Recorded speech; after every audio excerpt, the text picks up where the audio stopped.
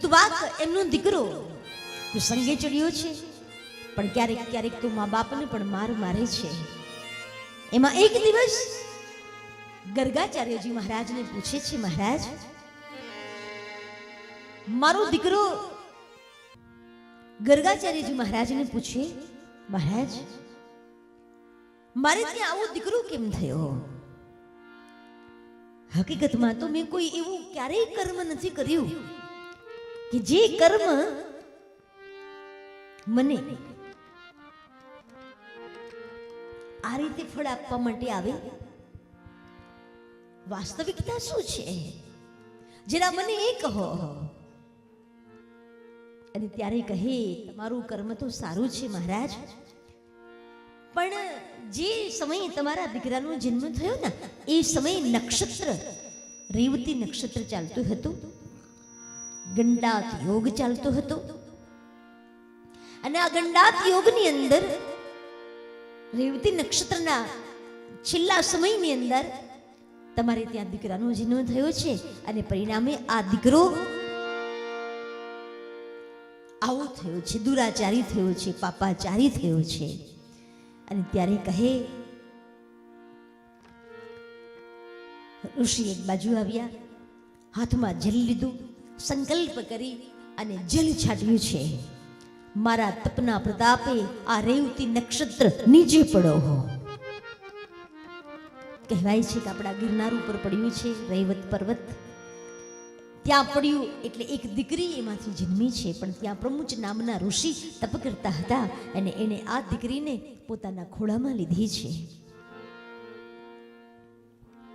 દીકરીને ખોળામાં લીધી છે એટલું જ નહીં, પાડી પોષીને મોટી કરવા લાગ્યા છે. સમય આવ્યો, જેમ કણવના આશ્રમની અંદર શકુંતલા મોટા થાય એમ પ્રમુચના આશ્રમની અંદર રેવતી મોટા થઈ રહ્યા છે. આશ્રમની અંદર દીકરી શોભી રહી છે, ઋષિના દરેક કાર્યની અંદર મદદરૂપ થાય છે. સંસ્કાર જેના અંદર છે એવી આ દીકરી ધીરે ધીરે ધીરે ધીરે કરતા મોટી થઈ છે. સમય આવ્યો એટલે દીકરીને કહેવામાં આવ્યું કે બેટા, તારા મનમાં જો કોઈ રાજકુમાર હોય તો તું મને કહે, કોઈ ઋષિકુમાર હોય તો તું મને કહે, તો એના સાથે હું તારા લગ્ન કરાવું. ના પિતાશ્રી, આપ મારા માટે જે શોધશો એ બરાબર જ હશે. અને ત્યારે દીકરીની વાત સાંભળી અને ઋષિ પ્રમુચે એમનું લગ્ન નક્કી કર્યું છે. પણ દીકરી બોલી છે, મારી એક શરત છે, મારા લગ્નનું મુહૂર્ત તમારે જોવાનું નથી.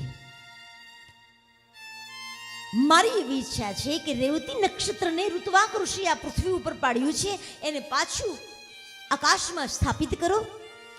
અને જ્યારે એનો સમય ચાલતો હોય ગંડાત યોગ અને રેવતી નક્ષત્ર, ત્યારે મહારાજ મારા લગ્ન કરાવો.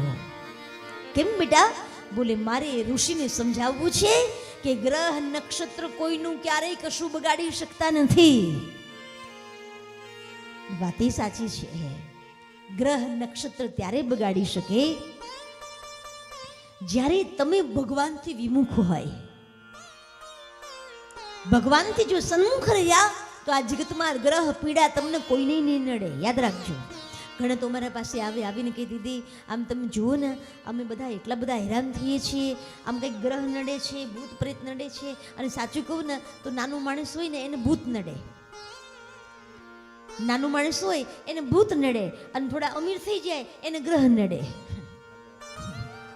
નાનું માણસ અહીંયા બધું પેલું બિચારો માંદડિયા જાત જાતના ભાતના પહેરીને ફરતો હોય, અને જે મોટો માણસ થોડો પૈસાદાર હોય તો પછી હાથમાં સોના ચાંદીની વીંટીઓ, આમાં મંગળ ને આમાં બુધ ને આમાં ગુરુ ને શુક્ર ને બધું લઈ લઈને ફરતા હોય. બોલો, ઘણા મને કહી, દીદી તમને કંઈ ન નડે? મેં કીધું ના, અમને કંઈ ન નડે. એટલા માટે ન નડે, અમારા ઉપર સદગુરુનો અને માનો અનુગ્રહ છે, એટલે જગતના કોઈ ગ્રહ અમને ન નડે. ગ્રહો ક્યારે નડે? જ્યારે તમે સાવ આળસુ બનીને બેઠા રહો ને તો ગ્રહ નડે. હા, બાકી જે કાયમ કામ કરતો હોય ને એને કોઈ પ્રકારના ગ્રહ નડતા નથી.